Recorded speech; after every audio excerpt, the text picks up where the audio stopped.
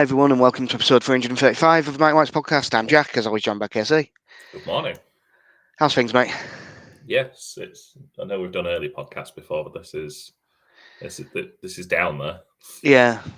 Unsurprisingly, we will have like one person watching live, maybe. Yeah, we're doing this at like 9:15 in the morning because it's the only chance we're going to get, really. And speaking of things where we took the only chances we got, Leeds at Man City. That's not fair, actually. We had a couple. But yeah, Leeds lost 3-2, which, if it had been like 2 games into the season, you'd be coming away from going, there was quite a lot of promise in that. Yeah, promise doesn't really cut it at the moment, does it? No. It was very much a game of two halves in our case, because first half we failed to lay a glove on them, really. Yeah, I mean, as far as I was concerned, and I was wrong, the game was over at halftime. It was interesting because Farke made a big thing of conceding goals from the left-hand side and then changed the left-hand side completely. Justin came in for Goodmanson at left-back. Nonto came in on the left wing, and we conceded the same goal again after 58 seconds.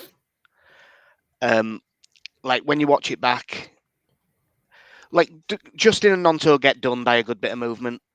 It's not Nonto works hard defensively, but he's not the best defender. But he'll always put himself in, but he slightly overcommits. But I think he would have probably got done even if he didn't, considering how far away from him Nunes got.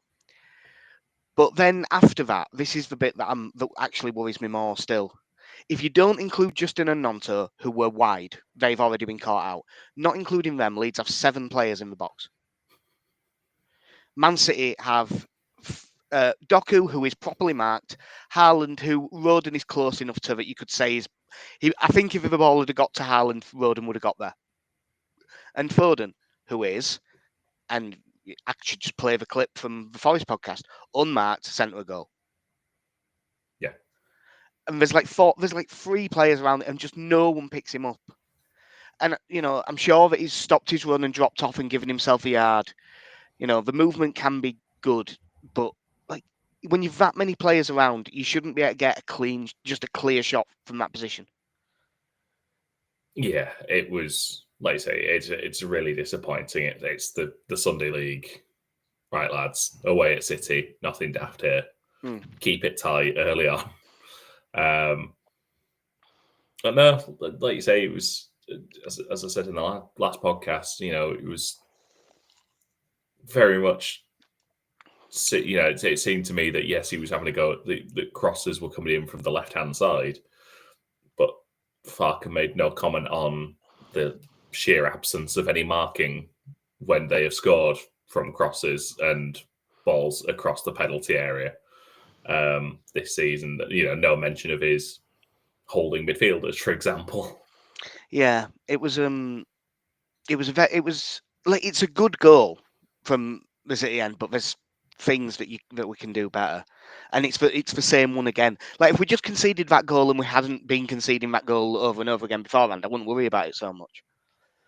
But it was all Man City. Leeds, as we expected, did go 4-3-3, despite, I was going to say our protestations, but let's be right, half fan base.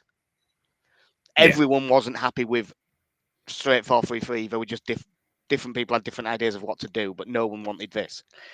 Because we also had Gruev for Longstaff, who was injured now for a few weeks, and Tanaka for Stack, who is probably out for Chelsea as well. I think he is definitely out for Chelsea as well, because I think he's got to do the full 12 days for the concussion thing. It came down. I can't remember. Was it that he had to do a test on Sunday? Yeah, and I think see whether he had to miss the Chelsea game or not. Yeah, but I think even from that test, if you pass that test, there's a certain number of days. So I think he's probably out of that. Yeah, I mean, it was all Man City. They could have probably had more. James Justin made a couple of brilliant blocks. Gruev made a really good one as well. And then, again, the second goal, you're against a really good team. You want them to do something good, and it's just a corner in, and the keeper goes to punch it and makes a bit of a mess of it. Yeah. Like I say, a few people have made a lot about kind of the pushing beforehand, but I think Perry clears him out before the ball's really got to him, and I just don't think he deals with it very well. Which, like you say, is a shame because he had made some decent saves. Yeah, he made some. He was better in this game, I thought, except for this moment, which was really poor. Because you don't even need to get a great punch on it; just get something, and he just gets no on it. There is a little bit of bad luck in this, which is just a bit of one of those butterfly effect sort of ones. Because that corner comes from the really good save he makes from Foden. And if that goes in, it's all fine because Foden was 5 yards offside. Mm. And if Perry just doesn't make a good save and it goes in, we don't concede a goal, which is a weird thing to say. Different phase of play, mate. Yeah. Pardon me. There's nothing you can do about it at that stage. But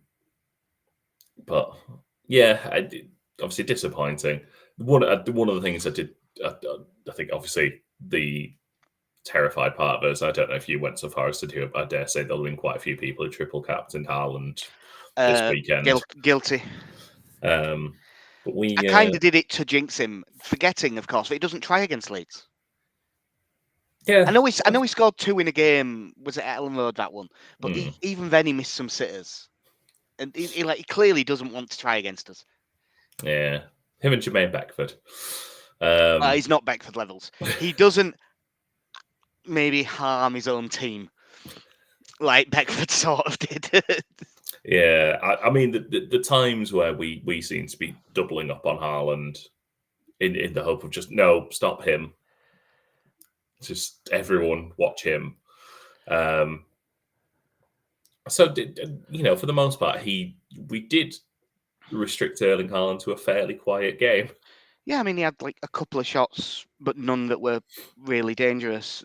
It's like the one thing that you could say in the first half we did well, and that continued in the second half.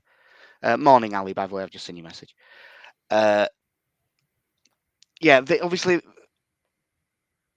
it sort of feels a bit weird because he has made the halftime changes that I was quite happy with. I mean, he pulled off James and Nonto phrasing, which before the game there were a lot of people going, I think that he has thrown them in for this game so that when it goes badly he can justify playing Aronson in the next game. And that sort of happened. However, he finally did the thing. I mean, I'd love to say he finally fucking listened to me. But it's not just me, it's a load of people. James and Nonto off, be all Calvert-Lewin. 3-5-2. Go long at the big guy. And wouldn't you know it, if you knock long balls up to like 2 forwards, so you've got someone who can win it, but even if they don't win it, there's someone around them to go for that second ball. All of a sudden, even really good players can get forced into errors. And because we had even 5 seconds of keeping the ball up there, the midfield gets a chance to move up. You can press with a little bit of structure. You can actually, and that's what the first goal is. Leeds pressing well. They pass it, admittedly, straight to us. I think Nunes does the pass, gives it away. Tanaka plays a good through ball for Calvert-Lewin. It's quite a difficult touch because he's got a spin, slightly too much on it, but Nunes just gives him it straight back. I would say it's Bergkamp-esque. Yeah. It's a deliberate 1-2 off Nunes, is what you're saying. Yeah. Yeah. It's a good finish as well. Yeah, it's a poacher's finish, isn't it? That just the awareness. It's one you should take, but he's missed a few of them. Yeah, I mean, one, like I said, I think it was a good touch into the penalty area. He's closed down pretty quickly, and it's just, if you are a Man City fan, I imagine you're just looking, going, yeah, why didn't you just put that out, or just curl it wide or something? Just anything. No, just I'm gonna loop around in my own penalty area, and Calvert-Lewin just stabs it off him into the corner. Yeah, just as well, I think he made the changes just to prove us all wrong, and it backfired because we were right. I mean, yeah, sort of. But yeah, we in this second half, it was, it wasn't like it was pretty stuff. But in the first half, we still, and I cannot believe he tried to play his way out from the back against Man City. But then again, I couldn't believe he did it against Arsenal. So I suppose it's on me for not believing it. The equalising goal is the exact thing that everyone's been on about. Because it's a good long ball from Perry towards Calvert-Lewin. But Calvert-Lewin doesn't even have to actually win that ball.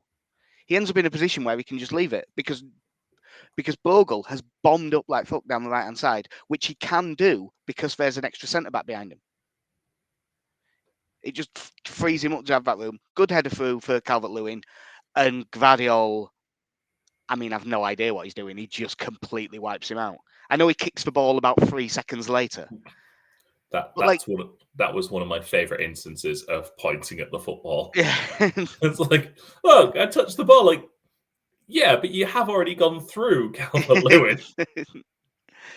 Yeah, it was the sign of a defence that was panicking. They weren't expecting this sort of battle, and this going up against Calvert-Lewin and Metcher at the same time really seemed to cause some panic for them. Like I've seen some people arguing for a red card for this, and I wouldn't have given one. But you could have. It was such a poor tackle that you could argue he wasn't making an attempt to win the ball. He's so far away from the ball is past him when he makes the challenge. Yeah, like you could. It isn't an unreasonable argument to argue for it. I am far more annoyed at Bernardo Silva not getting sent off for that blatant dive when he was already on a yellow. Yeah. That was a much worse decision than this one. But before the goal itself, did you notice the thing immediately after the penalty is given? No. Tanaka is a very lucky boy. He misses an open goal, basically. Oh, yeah.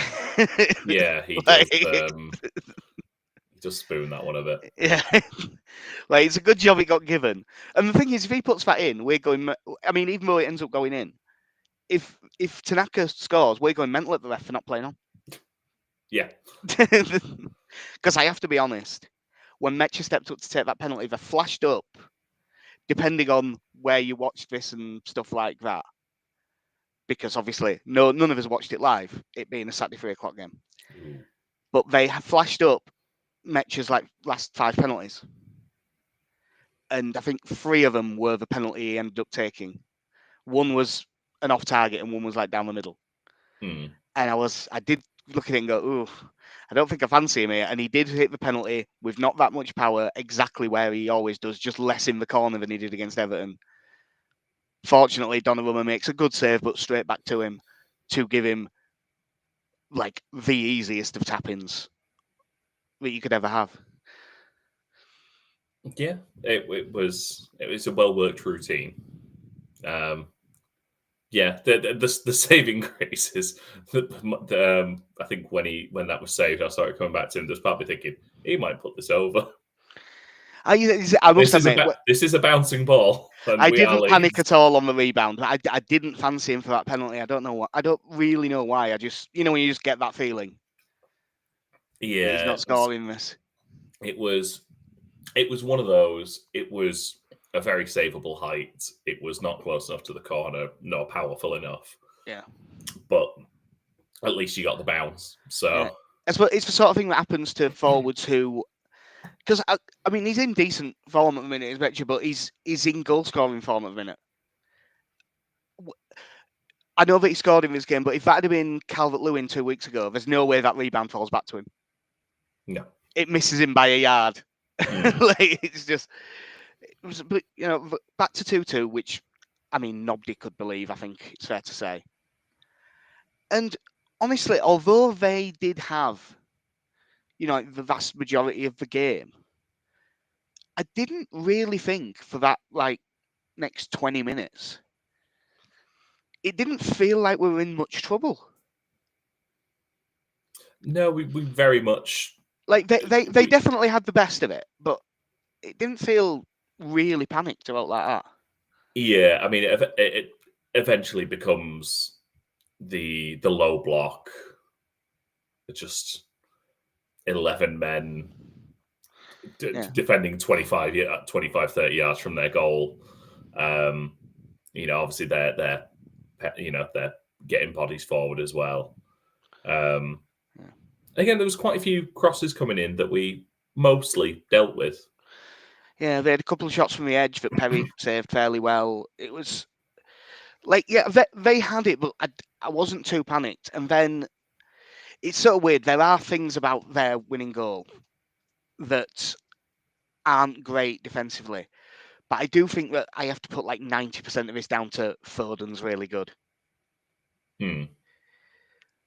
Like, when he gets the ball, he beats Ampadu, and Ampadu kind of pulls out and doesn't really make a tackle.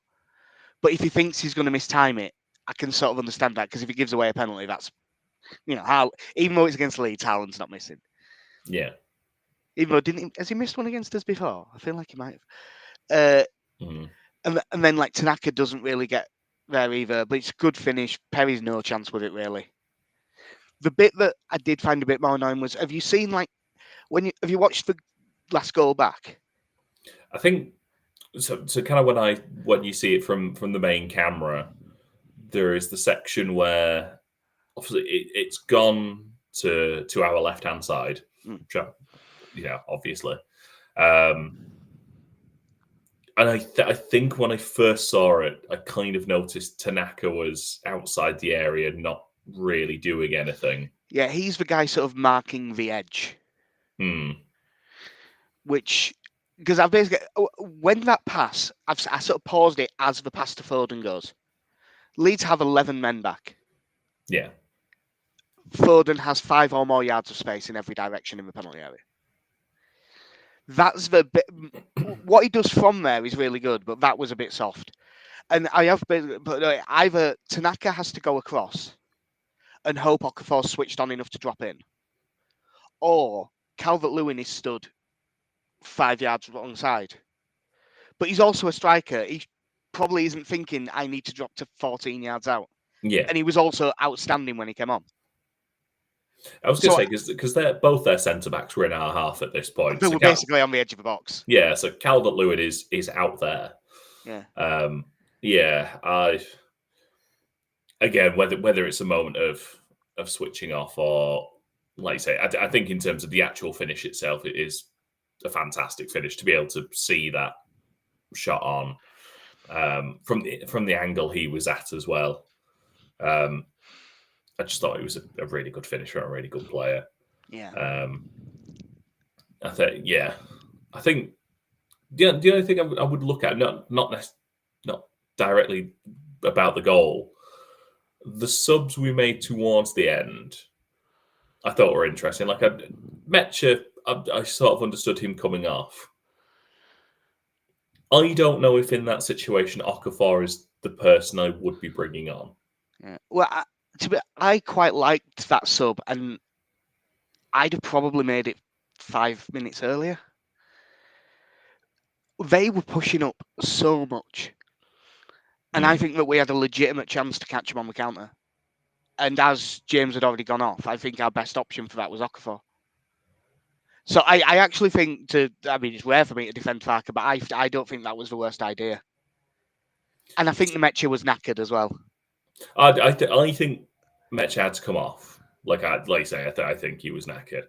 I was a little bit surprised, one, that Aronson wasn't the one put in that role. I could have seen that, yeah. To chase that down. The other one, I'm a little bit surprised it wasn't Jack Harrison, because I think defensively, one, he's further away from the penalty area than where he last was. But I think defensively, you probably get a bit more out of him than you do Okafor.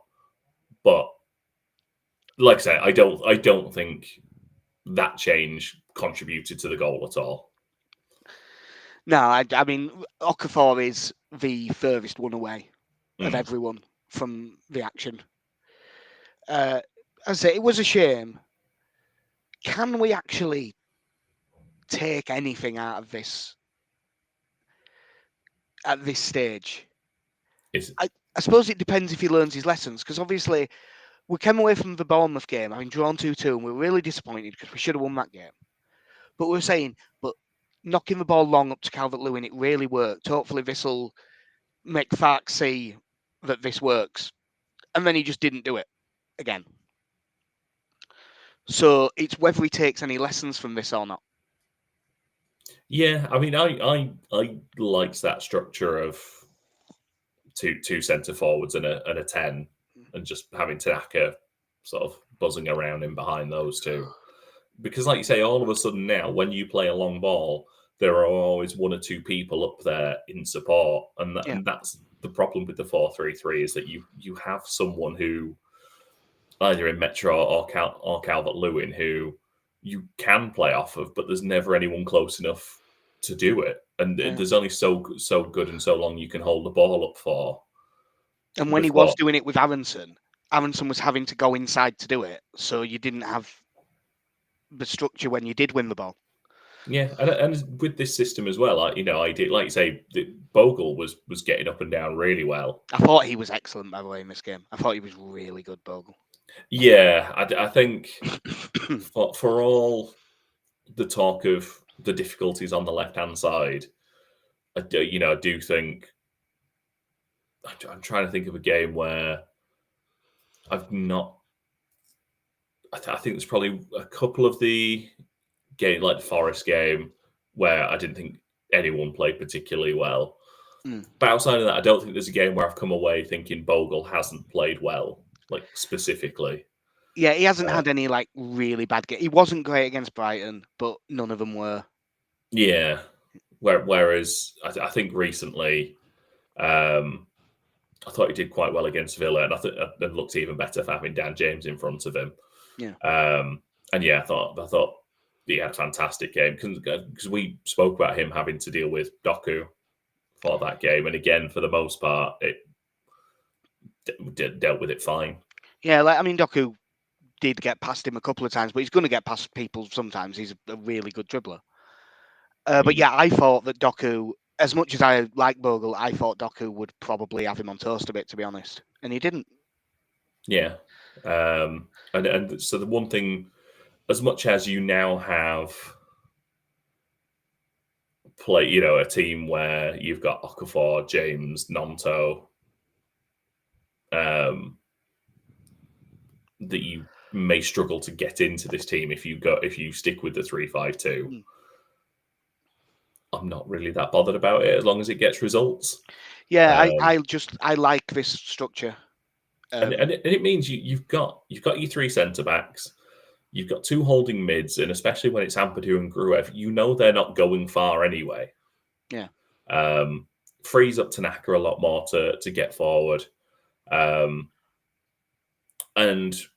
I would imagine for the most part, whichever side it's going down, that full back is, or that wing back is going to bomb on a bit, and both Bogle, Justin, and Goodmanson as well, they can all do it. Yeah, like I was surprised at the Justin for Goodmanson change. I really didn't see that coming. But I thought James Justin did really well. Yeah, I thought he had a good game. I don't know whether it was a concern, because I do think he went down at one point in the second half, if I remember rightly, James Justin. Yeah, it was, I think, an injury change, that one. Yeah, so I don't know if it was the hope is it was more of a precautionary thing than anything else. Although I will say for all of Farke's criticisms, good player to be able to bring on. Yeah, like I think I would rather play Goodmanson if we're playing the three, but I'm happy with both. It's the reason that I liked Justin as a side. When we decided, I was like, well, it's a good fullback that can play both sides. And I did also say Andy can play as a centre back in a three. Yeah, because he's done that a lot as well. I think he's a very good player for us to have. He's useful in this role. I'm just trying to, like, obviously, because it's the full match, I'd probably give it Bogle. But I thought for 45 minutes, Calvert Lewin, that was what you want.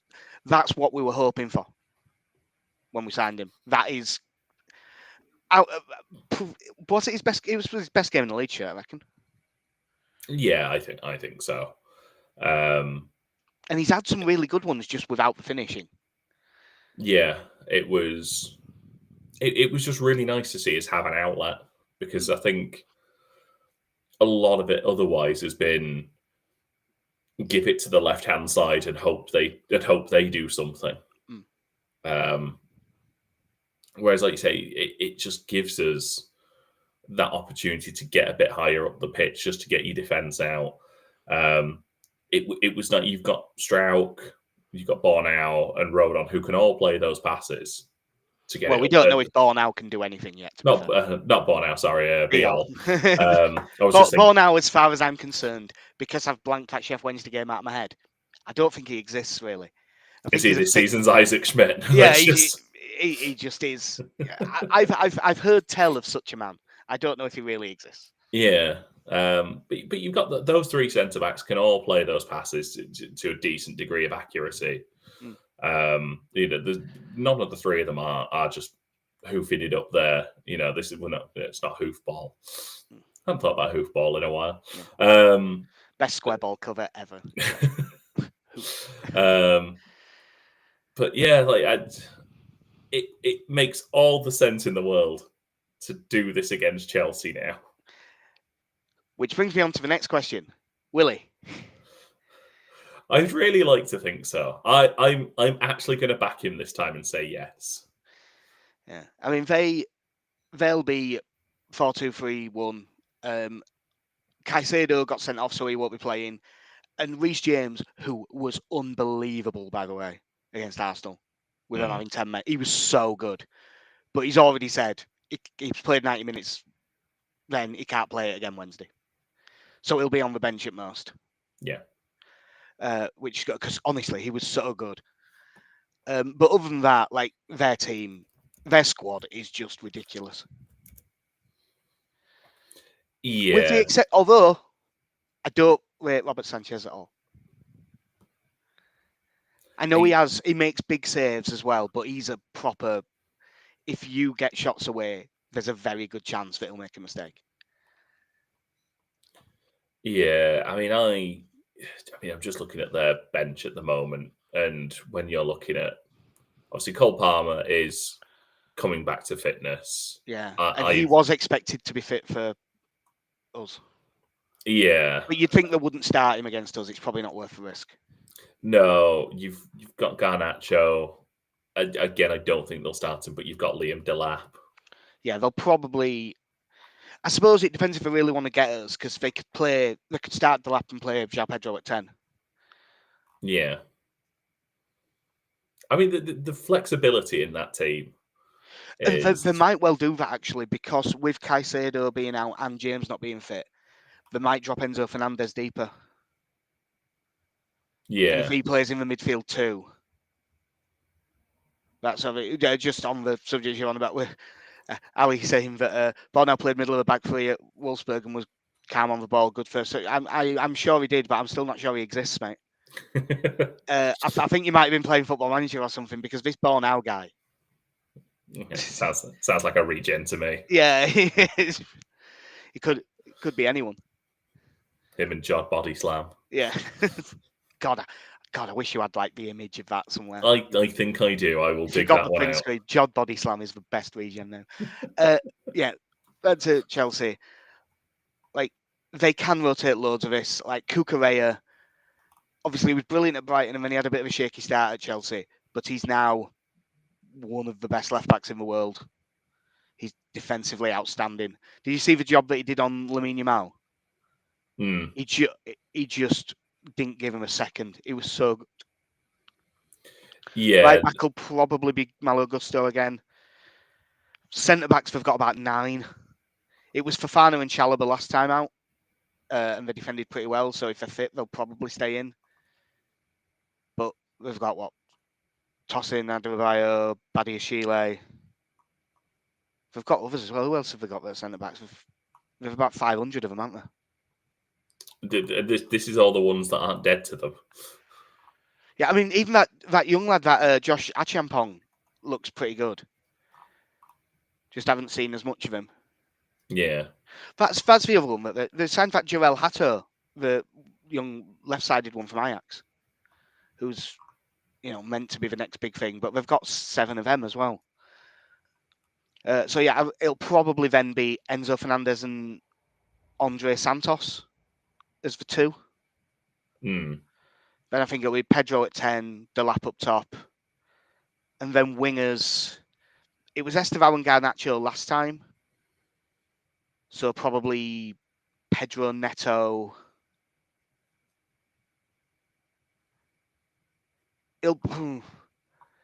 Yeah, one of them and Pedro Neto. I'll probably say that the won't fancy Esteval potentially getting kicked about by us. So I think it'll be Garnacho and Pedro Neto. Yeah, it's just depth that you can only ever dream of.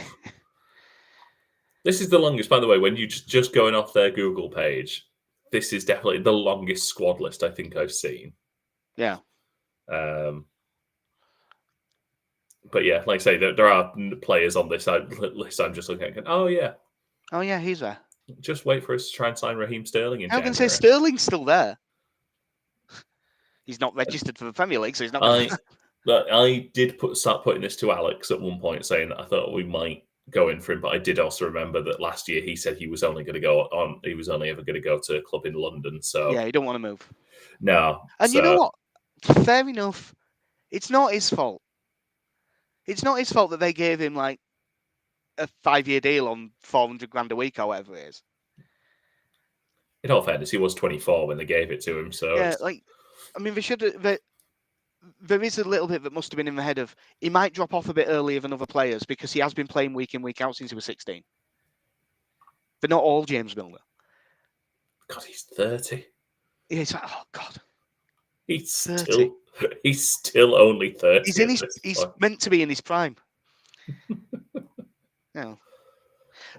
Yeah, I just look at that team. If we try and play our way out against that, we're going to be in serious shit. Get two up top. It doesn't necessarily have to be both big lads. You could play Calvert-Lewin and Okafor, and I don't think that's a bad idea. You could even play Calvert-Lewin and Nonto, and I don't think it's a bad idea. But Calvert-Lewin and someone based on how good he was when he came on. Which is weird to say because you probably will pick both because Metch's got 3 and 3. So you're probably going to leave them in and play them both, which is absolutely fine. I think it means that Gruev and Ampadu are going to have good games. And Ampadu's due one. I wonder if being against his old club might help. Yeah, you'd hope so. I'm just trying to think. Obviously, kind of potential changes is depending on how James Justin is. I think it'll be Goodmanson this time. Because even if Justin's all right, he isn't the guy that you want to be playing loads of games back to back. Yeah, Farcourt, to be fair, is always fairly cautious when it comes to not playing. He did it with Solomon a fair few times at the start of last season, didn't he? Where it was just like, no, I don't need to play him 3 games in a week. Yeah, he did actually mention it before the Man City game that there'll be more rotation this week because it's 3 times in a week. Yeah. The other side of it as well is I don't think Bogle will be one of the ones to drop out. I think he will Bogle, play. He definitely stays in. But he's one of the ones I do look at and think, if you had to, I could see Dan James playing there. I could see Dan James playing there if we're losing and there's 15 minutes left. I can't. If he ever started in there, I'd be very surprised. But we'll see. I think Goodmanson will come back in for Justin. We haven't got any fit midfielders, so I can't see that changing. It's just the way the setup will if it's a back 3. No, I really because it and this obviously this would be going before the match happens, so we could be wrong. But if that team lineup comes out and it's 4-3-3 with Aronson on the right wing, if Leeds go 1-0 down, it's going to turn. Yeah. Because everyone will be set up, ready to be pissed off. Thinking, but you found the answer. Yeah. You did the right thing. Why? So yeah, I like I said, there aren't many changes you can make to this team. I think it will be. I would absolutely go with Metro and Calvert-Lewin. Yeah, I think if he plays if he plays 3-5-2, he will do. I think. Yeah. And the one thing with their centre backs are really good, but if it's both of them, you could see us being able to like give their centre backs a bit of a torrid time in that, and it would be 2v2. Yeah. So you only need one good moment, and all of a sudden you've got space, you've got chance to do something. Yeah. It's just that hope that we can carry that second half and the City game into this. And so I did say, like, it's. I'm still not off the. I'm still not off the Farker will go train just yet. No, I still think but even if we play the right formation, I think that we probably get beaten these 2 games and he gets sacked. I don't know. I've sat down. I'm in my seat again on the train. Yeah. I'm still prepared to get off. I'm giving it a little bit longer. If we start 4-3-3, I'm standing by the doors. Yeah. And getting the hammer for the emergency exit. Yeah.